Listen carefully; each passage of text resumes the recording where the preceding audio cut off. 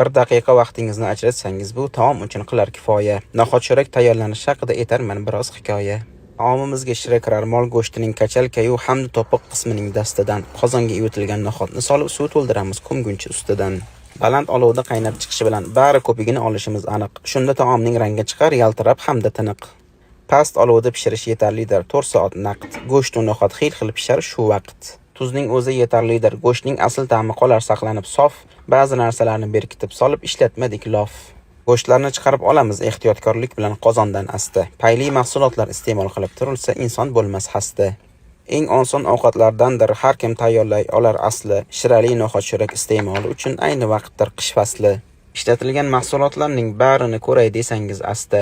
Video joylashtirgan joyimizdan tushsangiz sal turibdi pastda.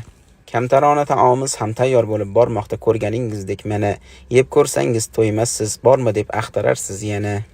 Ulashayotgan ma'lumotlarimiz kimgadir foydali bo'lsa, shudir bizga asl rohat. Tashakkur shu joygacha kuzatibsiz qilib toqat. Ojizona taomimizning tayyor holatidir shu. Marhamat oling. Kam ko'sti bo'lsa ma'zur tutasiz. Vaqtingizga rozi bo'ling.